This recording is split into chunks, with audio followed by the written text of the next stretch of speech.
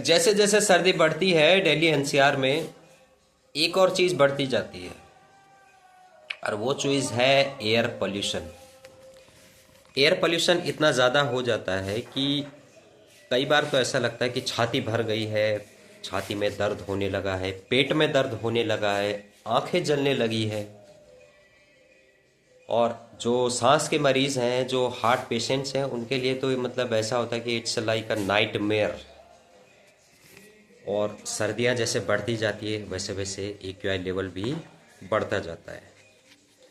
अब मैं अगर अपनी बात करूं तो क्लियरली तो मुझे इतना ज़्यादा एक्यूआई का नॉलेज नहीं है, बट कुल मिला के मैं यही कह सकता हूं कि हाँ, एक्यूआई बुरी चीज़ है स्वास्थ्य के लिए, दिमाग के लिए।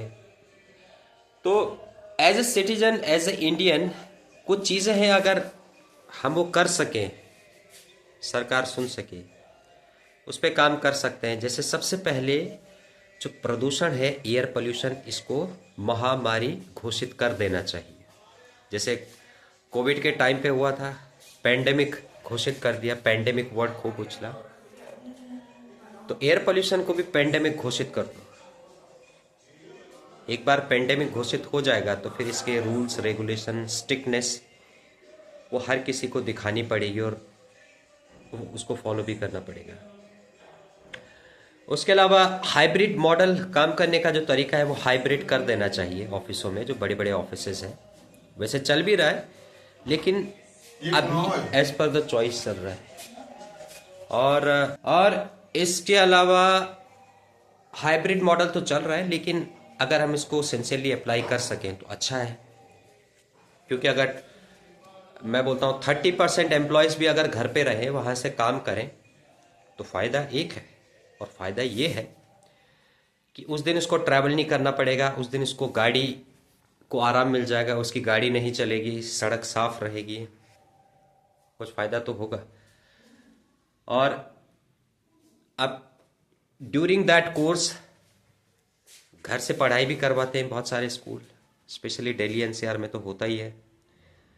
अब घर से पढ़ाई करना और क्लासरूम में पढ़ाई करना दोनों में डिफरेंस है, लेकिन क्योंकि अगर एयर पोल्यूशन है बहुत ज़्यादा तो घर से पढ़ाई तो करवानी पड़ेगी, जो कि ज़रूरी भी है। और दूसरा क्या है, इंडस्ट्रीज़ पे काफ़ी स्ट्रिक्ट फॉलोअप होना चाहिए। कैटेगरी बना देनी चाहिए कि कौन सी इंडस्ट्रीज़ रेजिडेंशियल एरिया के आसपास रहेंगी, उनकी चिमनी कैसी रहेगी, क्योंकि सबसे बड़ा सोर्स पोल्यूशन का चिमनी है, धुआं है। अगर धुआं आपका स्टैंडर्डाइज नहीं है तो इन दिस केस हमें काफ़ी नुकसान होगा, आसपास की हवा खराब होगी। अगर हमने हवा खराब की है तो सुधार भी हम ही सकते हैं। अब आर्टिफिशियल रेन ने तो काम किया नहीं, सॉरी फॉर दैट, लेकिन ये चीज़ें जो छोटी मोटी हैं हम उसको काम कर सकते हैं। और ग्रैब पॉलिसी जिसकी बार बार चर्चा करते हैं, ग्रैब पॉलिसी को अक्टूबर महीने में ही स्टार्ट कर देना चाहिए। मेरे ख्याल से अक्टूबर 1 से ही स्टार्ट कर देना चाहिए, इसको मैंडेटरी कर देना चाहिए। तो अगर हमारे पास किसी समस्या का समाधान नहीं है, अगर हमारे पास समस्या का समाधान नहीं है तो हम बचाव के लिए कुछ काम कर सकते हैं। हमको पता है कल भूकंप आना है, गांव ने टूटना है, चीज़ें बर्बाद होनी है, तो भूकंप का इंतज़ार करने से अच्छा है कि हम लोगों को सबसे पहले ऐसी जगह शिफ्ट कर दें जहाँ पे खतरा बिल्कुल कम हो। अपनी ज़रूरत का सामान अपने साथ रखें, क्योंकि पता है कल भूकंप आना है। अब भूकंप को तो रोक नहीं सकते, लेकिन नुकसान को ज़रूर कम कर सकते हैं। तो एयर पोल्यूशन का केस भी यही है।